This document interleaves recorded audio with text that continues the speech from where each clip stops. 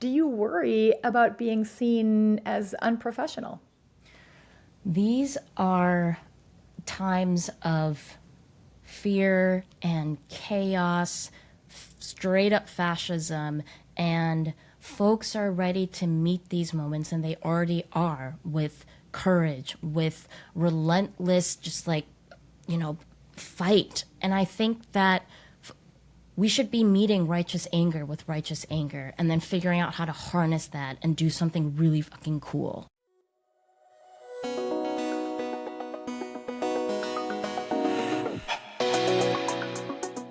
Welcome to the Dr. Kristin Lyerly Show. I'm Dr. Kristin Lyerly, and today we have a conversation that Wisconsin needs to hear. And just like Zoran Mamdani right now in New York, this could very well be the barometer for left-leaning politics all across the country. My guest is the very exciting State Representative Francesca Hong. She's making history yet again. Already the first Asian American member of the Wisconsin Legislature, she's now running to become Wisconsin's next governor in 2026. But if you're familiar, this isn't your typical gubernatorial campaign. Fran is calling herself the wild card, and she means it. She's a chef, she's a bartender, she's a dishwasher, she's a single mom, and of course, she's a state legislator. She's the daughter of Korean immigrants who built her life from the dish pit to the state capitol. And now she's bringing that varied and incredible perspective to one of the most wide open gubernatorial races Wisconsin has seen in some time. And the entire country is watching. So no pressure, Fran. Whether you agree with her unabashedly progressive platform or not, one thing is clear: Francesca Hong represents a voice that's often missing from our political conversations, the voice of working people who know what it's like to struggle with rent, juggle multiple jobs, and still show up to fight for their community. I am so ready to have this conversation about working class power, what it means to be an outsider in politics, and whether Wisconsin is ready for someone different. Well, let's have it. Please welcome State Representative Francesca Hong. Hi, everyone. Hey, Kristin, it's so great to be here. I'm so excited to be here with you, Fran, because you really represent a breath of fresh air that I think a lot of people are desperately seeking right now. You've really embraced this title of being the wild card in this race. What does that mean to you? And why do you think Wisconsin needs a wild card, needs you in particular right now? Well, my candidacy, my campaign is about changing the conversation. It's about helping folks think differently, be more open-minded to what power is in this state, who has access to power, and how we can make sure we have a government that shares power with everyone.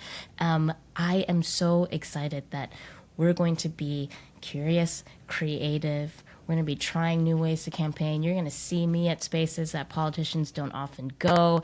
I talk about this a lot. I was promised I was going to get to the racetrack with our friend Mark up in Green Bay. I've been doing amazing cranberry festival. I'm going to hit up bowling alleys and dive bars. And so this is really about a moment of crisis, meeting it with an opportunity for change. And I think working class people all across the state are ready for it. It's really true. And when you announced your candidacy, you pointed at the Capitol in your launch video and you said a lot of people in that building don't get why it's so hard to get by right now. Now, you're juggling being a state legislator, working service industry jobs, raising your child as a single mom. How does that lived experience, all of that complexity, shape the way that you think about policy differently than career politicians might?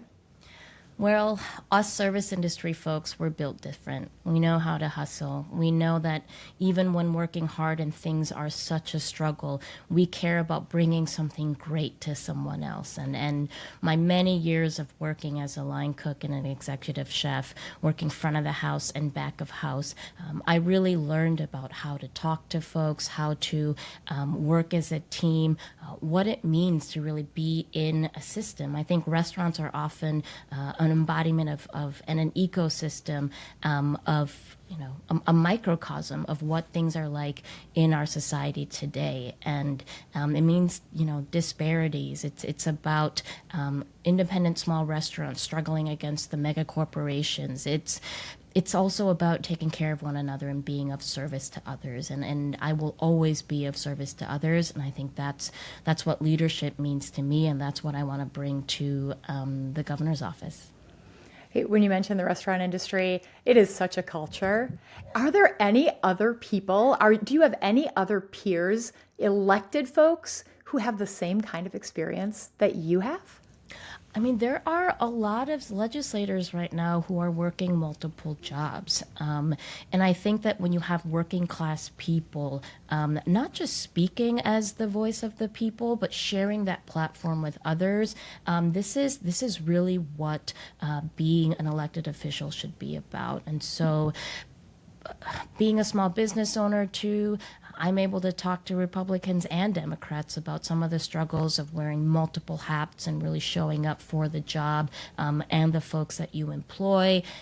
Being a restaurant industry worker means that I've seen the best and worst of humanity, and I'm going to tell you that in that Capitol, there are some folks who are really great about our shared humanity, and some folks I wonder about if I really want to be sharing my humanity with them. Yeah, I know exactly what you're talking about. So, of the folks that you work with, many of them, as you said, work more than one job. Wisconsin's not a state that has a ton of money flowing into politics, at least on the state level.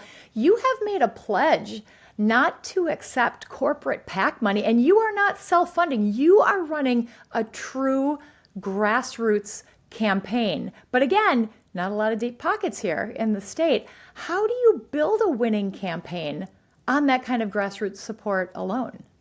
Working class people power. There are more of us than the billionaires, and there are more of us who are that they know.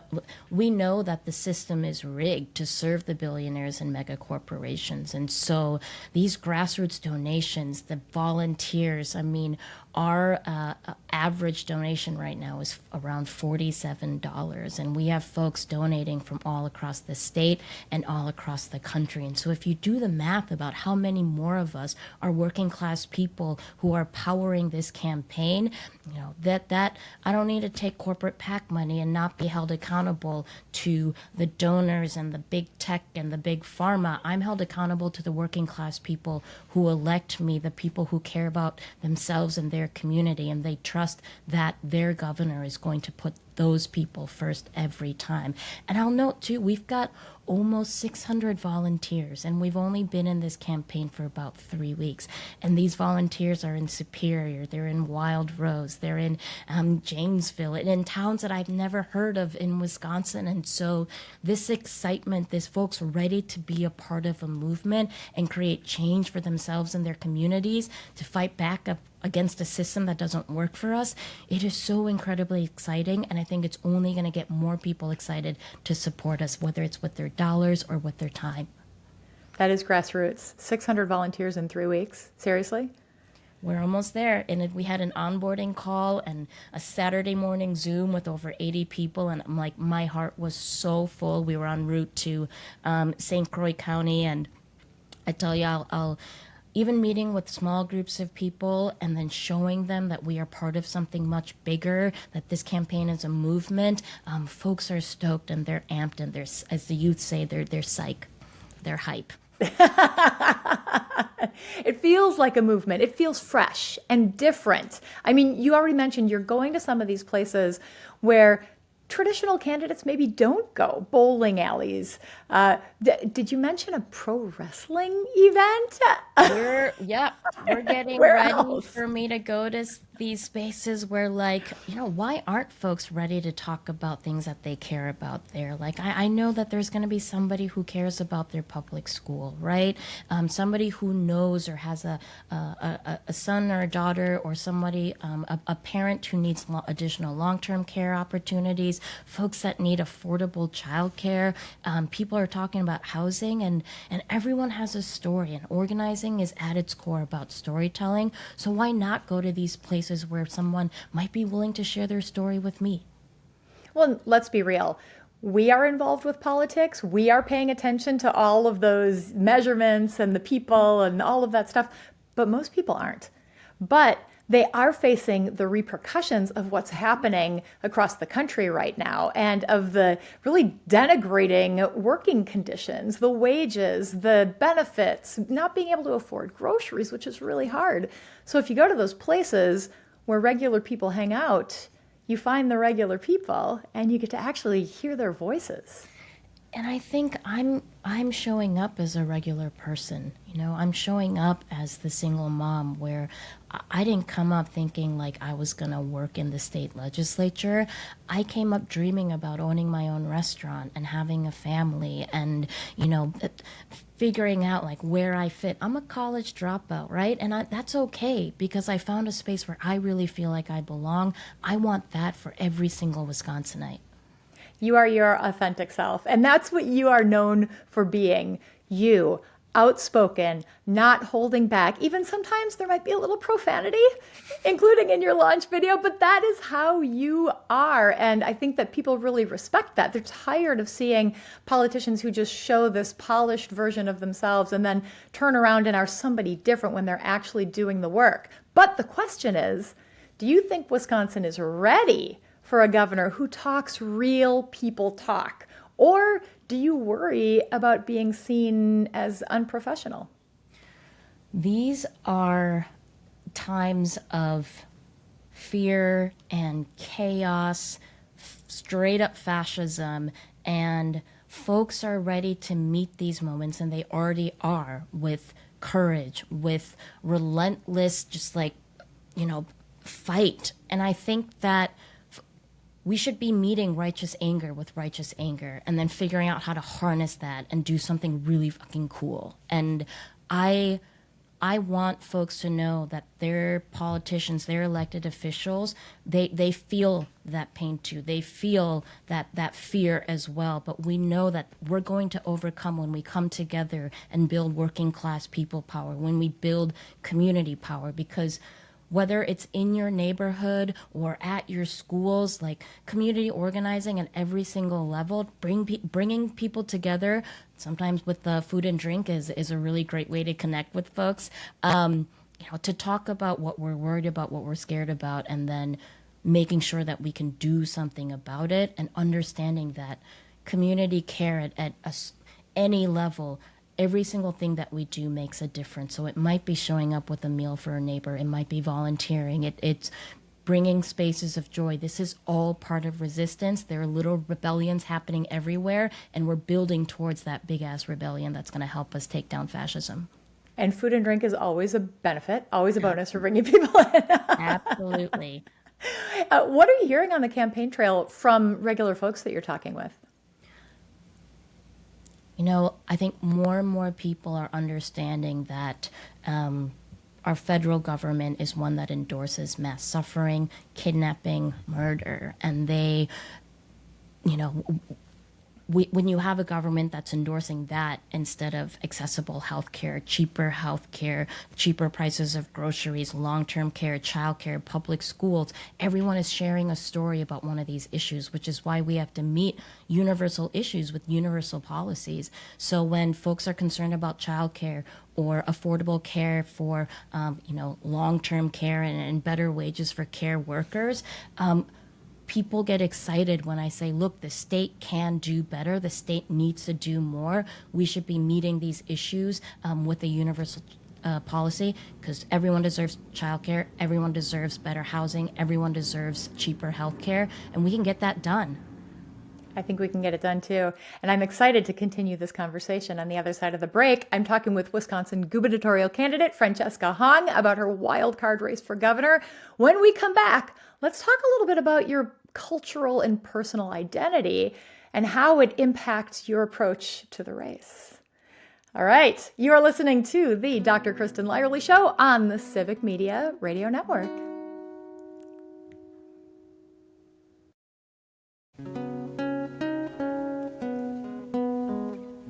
Welcome back to the Dr. Kristin Lyerly Show. I'm Dr. Kristin Lyerly, and I'm here with candidate for Wisconsin Governor, Francesca Hong. We are talking about her wild card campaign and what sets her apart from the other candidates in this increasingly crowded Democratic primary. And Fran, I want to focus on something really unique about you that in many ways defines you, and it's your cultural identity as an Asian American. Your parents are immigrants. And we are living in really fractured times when rhetoric about immigrants is driving much of the Trump administration's actions. How does your lived experience shape your approach to this race for governor of what is arguably the most tightly contested swing state in the entire country? I am so proud to be a daughter of immigrants, and I think that being able to show up as a mom, as a daughter of immigrants, as a proud Asian American, as a proud Korean, I think that it allows other folks to be proud of multiple identities, that we all get to hold multiple identities.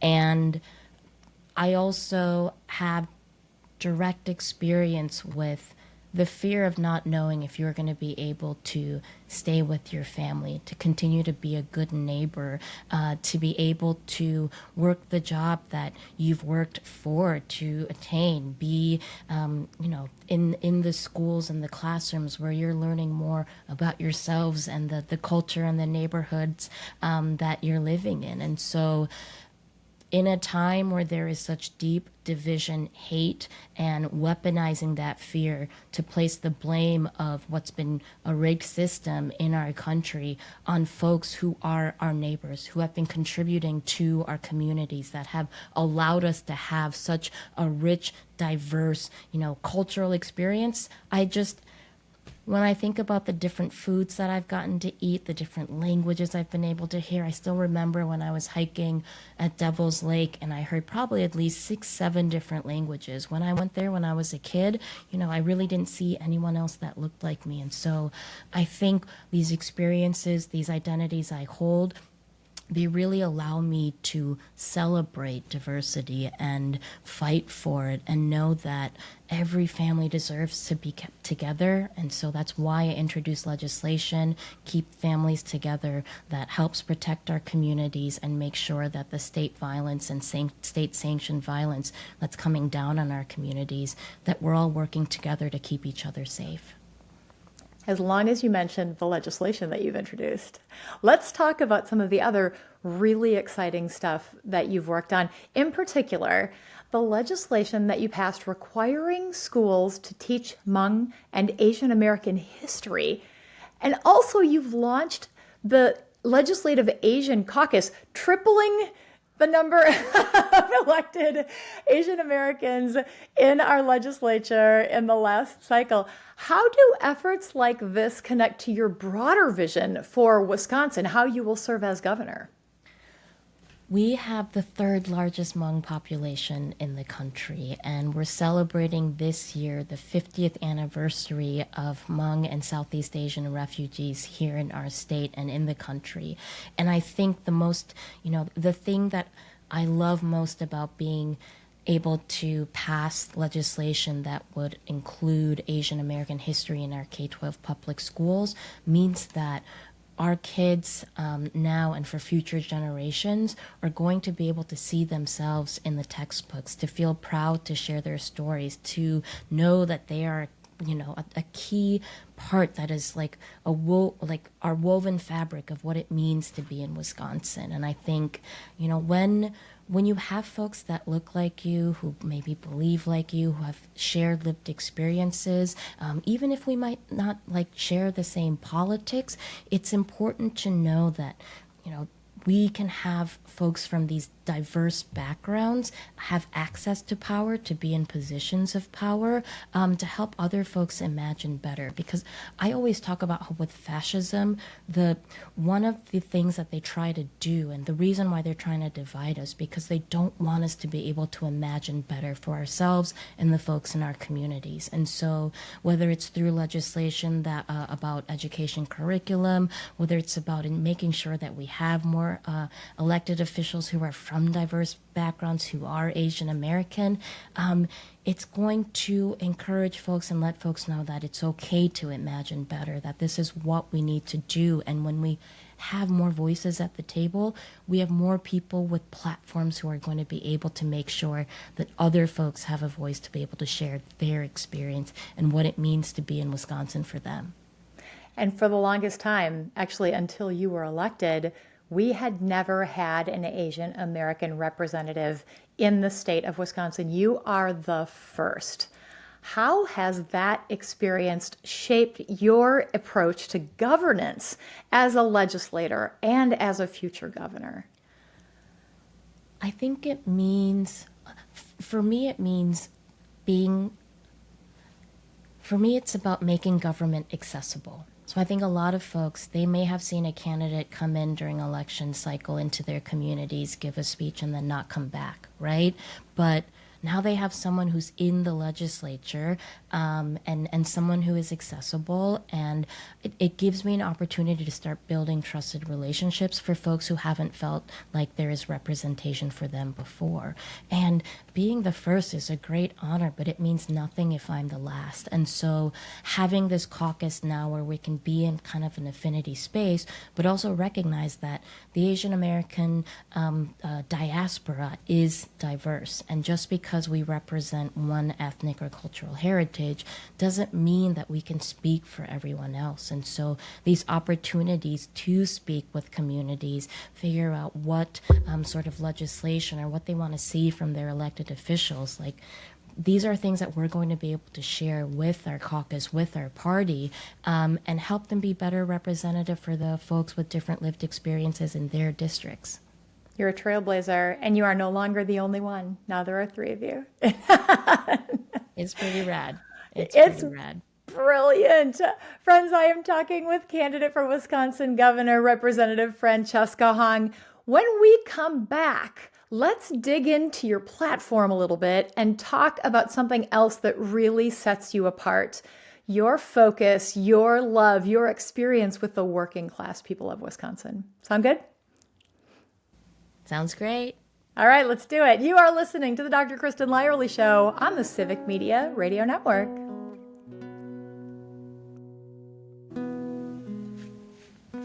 Welcome back to the Dr. Kristin Lyerly Show. I'm Dr. Kristin Lyerly here with gubernatorial candidate Francesca Hong. She's running for Wisconsin governor, talking about her unconventional wildcard campaign and what sets her apart. If you missed any part of our conversation thus far, you can always find it wherever you get your podcasts, really pretty much everywhere, Apple, Spotify, and video streaming on YouTube at Dr. Kristin Lyerly. So check it out. We're in the middle of it right now. And we are really going to lean into the working class piece because, Fran, this has been a huge part of your life. I mean, obviously, you've been working in restaurants, you have been scrapping and talking to people who are just like putting their lives together and living paycheck to paycheck. These are the people that you really represent. But you've also been a small business owner. You've seen it all. So when you talk to your coworkers and your colleagues and your customers, what are they telling you that their biggest struggles are right now? I think there is an element of despair everywhere. And before getting into specific issues, folks are telling me that they're pissed, that they don't know exactly how to respond to what's going on, that they want to do something, but they're not, they're not quite sure what. What do we do now? And that's when I actually bring it back to the issues, right? That we are way more connected, whether you are a small business owner, whether you are working as an educator or a server, whether you're in a rural area or urban or suburban area, that these universal issues, these meeting these basic needs, whether from housing to healthcare to childcare to paid leave, long-term care and public schools, folks, each have a story. They want to build a coalition. Maybe some folks don't know how, but they're ready to have someone who's going to prioritize these issues and center working class people who are experiencing these struggles and really just want to be able to take care of their lives. I heard today that someone wants government to be boring again, right? Like, Wouldn't that be amazing? Alone. They want government out of their life. And it's like, look, if we have these basic needs met, if government is providing the services they're supposed to be, if government is actually a force of good, I think a lot of us would be better off, and we have that freedom to be able to live the lives that we want and to be able to live with dignity and age with dignity. I think so many people feel that way. They're not thinking government is, politics, it's Democrats and Republicans. They're thinking, I can't afford groceries. I can't afford my health care. And a huge issue in Wisconsin, and you've dealt with this in the legislature, is childcare. You've talked about universal childcare. You've talked about paid family leave, affordable housing, all of those things that are just bread and butter issues for regular people. But you probably can't get it all done right away when you're elected. So what will you prioritize once elected governor of Wisconsin? Well, I don't think my priorities are going to change that much. It's about setting that vision of what we can do and the timing in which we're going to be able to do it. The negotiations and the actual governing, that's going to happen too, but we better be starting the conversation as what we all deserve to have access to, what the state can and should do, right? So universal childcare, the childcare infrastructure right now is incredibly, it's decimated, and we have to figure out ways to make sure that it's more affordable, that is more accessible, that our providers and childcare workers have what they need to have successful centers. So, we're looking at options with implementing different types of subsidies, making sure that folks who are living 400% below the federal above the federal policy, they are the federal poverty limit, FPL, all of those folks would be eligible for free childcare. And so we have to look at ways to increase revenue and making sure that the taxpayers have their taxes going to things that they care about, and that we have folks who are at the very top paying their fair share of taxes. And so it's going to take some innovation, but in terms of implementation, whether it's through the budget or through legislation, we better be starting at the top with a vision where it works for everyone, is accessible to everyone, that it's cheaper for everyone, and then negotiate if we need to and figure out timing and implementation. But right now, incrementalism is irresponsible, and starting with that bold vision, working with folks in the legislature to figure out how we can get that implemented as fast as we can, but meeting this moment with urgency, making sure the local governments, that really the policies that they pass at the local level, they hit our families first and what can do. And we need to make sure folks feel the changes and the things that can make their lives better as soon as possible, which is why we have to start with making sure that our local governments have what they need, and that we are starting with universal policies first. Yes, and creating an environment where people can live their lives, they can afford their daily lives. And one of those things is something that's been near and dear to you. So many things have been near and dear to you, but let's talk about affordable housing. How has that personal experience helped shape your policy proposals? So I'm a renter in a majority renter city, and I think that, we're watching essentially bad actors, bad landlords not be held accountable. So we need better enforcement mechanisms from the state to make sure that tenants have their rights protected. We have to make it more affordable to build more affordable housing.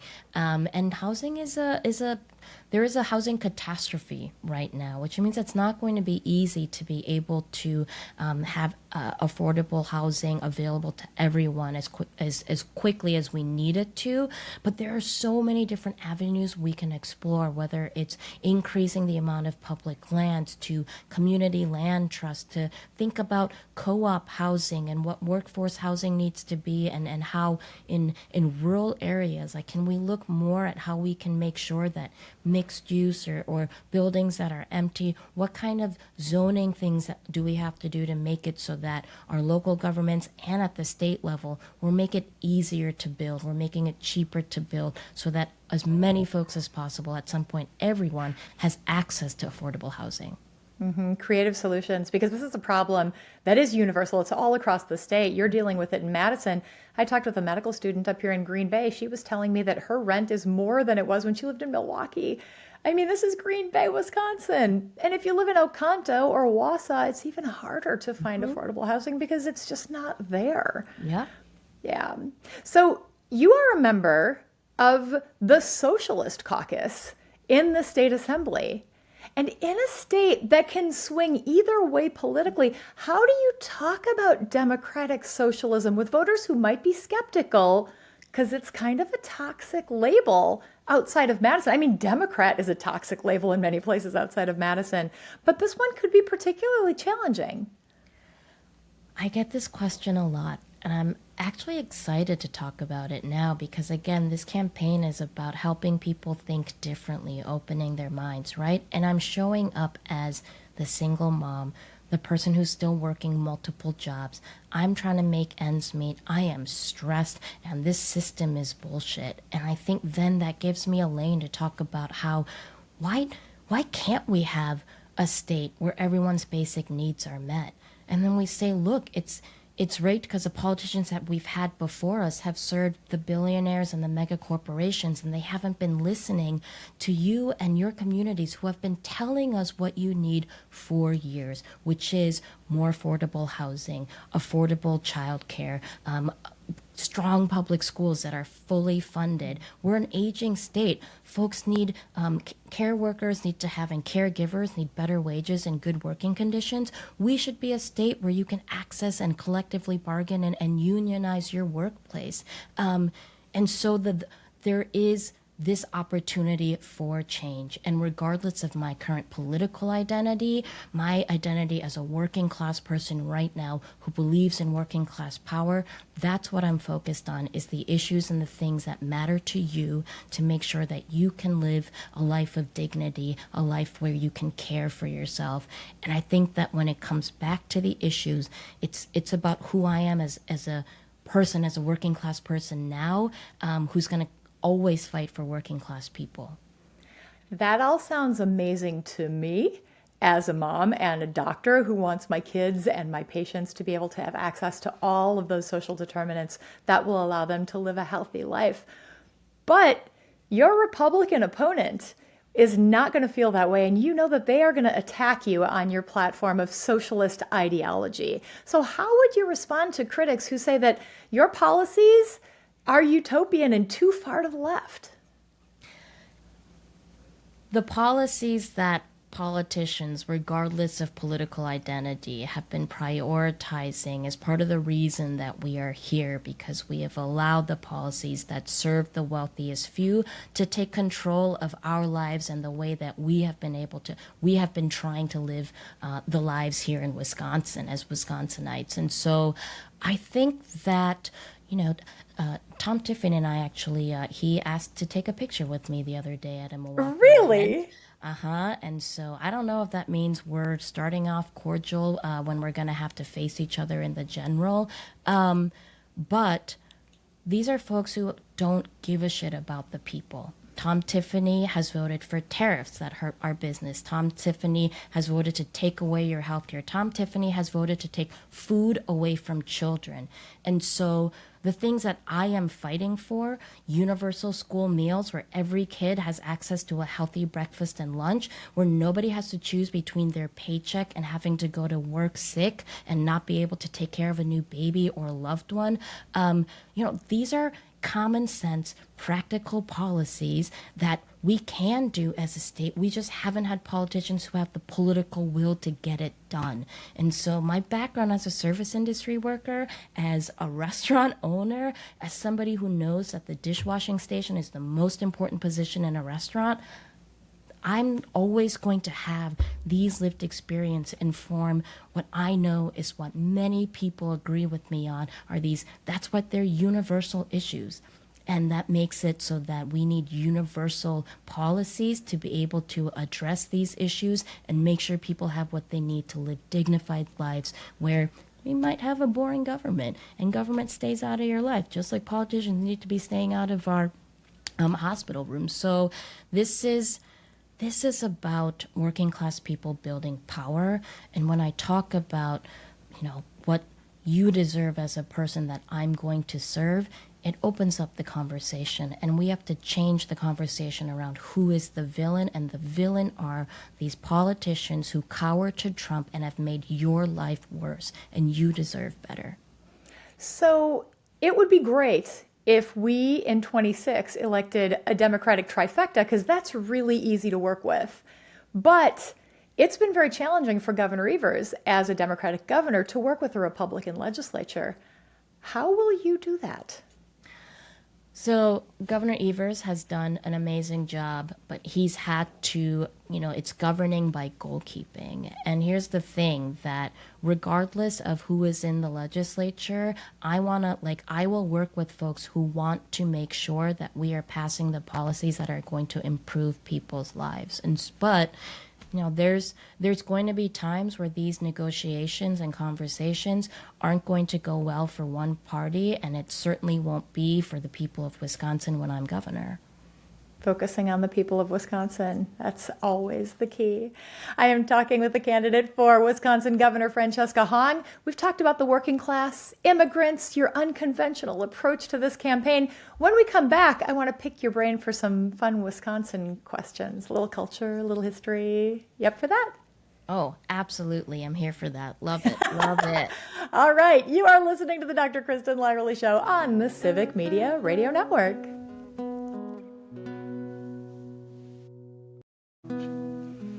Welcome back to the Dr. Kristin Lyerly Show. I'm Dr. Kristin Lyerly, and I am hanging out with candidate for Wisconsin Governor Francesca Hong, talking about who she is, what she brings to this race, and so much more. And Fran, before we get to the fun stuff, I want to give you the floor to talk directly to the people.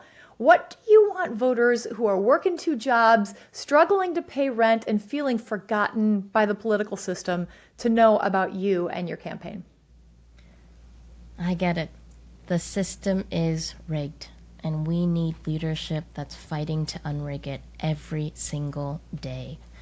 And folks are stressed. This isn't just about being able to put food on the table. We know that the problem is actually bigger than that, and it's more complex than that. And no one should have to feel so stressed that they aren't able to take care of themselves and the people that they love. And so having a working class fighter fighting alongside working class people, knowing that we can challenge power, and yeah, that power is going to fight you back. But when there are more of us who are going to make sure that not only are our voices heard, but that we are in the doors, we are heading into that Capitol as working class people to make sure that the laws that are passed are going to help us and our communities. We can have a cheaper Wisconsin. We can have a more caring Wisconsin. And we can have a Wisconsin that is driven by and powered by working class people, so that a system that serves billionaires, oligarchs, and mega corporations, those aren't the people who are going to have power here in Wisconsin. And that's our history. We're a proud progressive state. So that's my cue to pivot to history. Are you ready? Let's go. Okay. If you could grab any former Wisconsin governor for lunch and pick their brain, who would you grab and why? Any governor. I'm going to go with Governor Tony Evers. He and I have not sat down for lunch.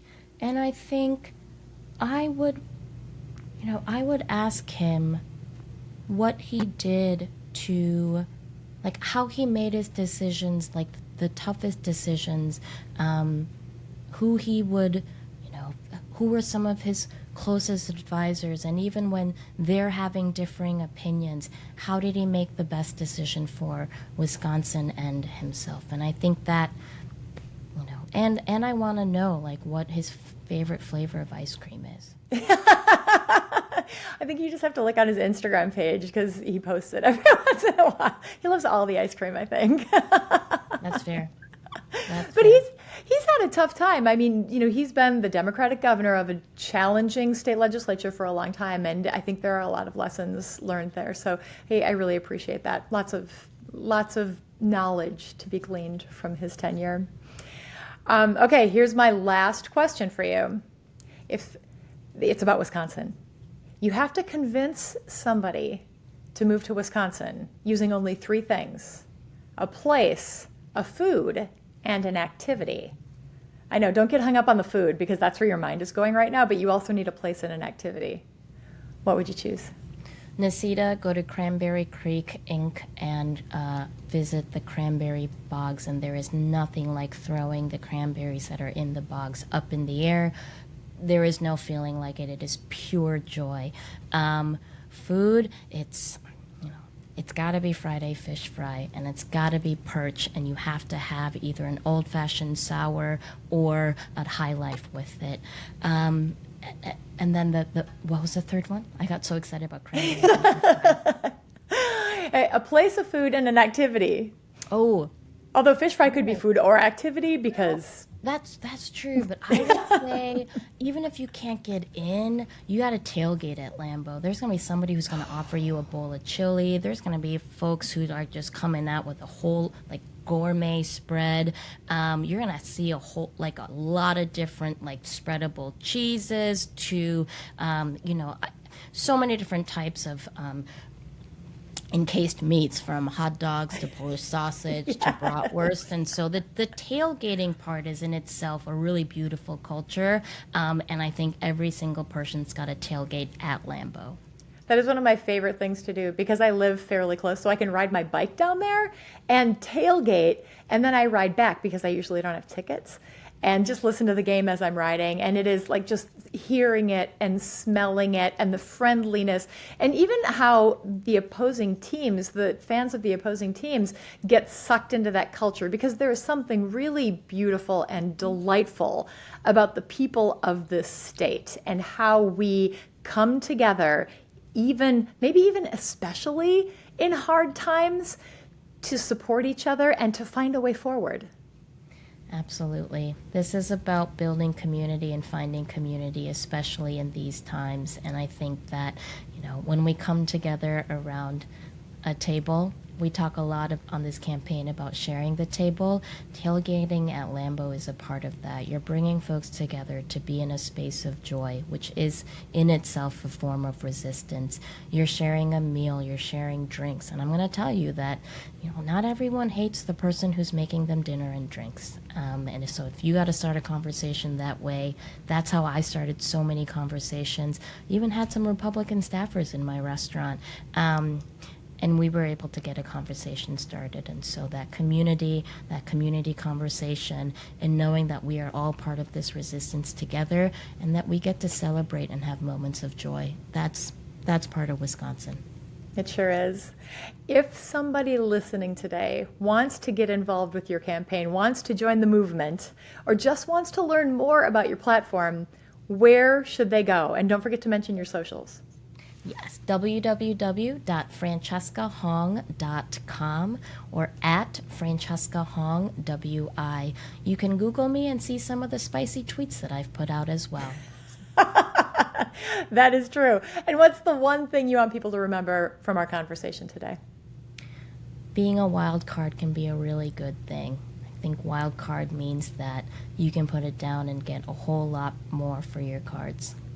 Being a wild card is a really good thing. You heard it from Francesca Hong herself. Fran, thank you so much for joining me today.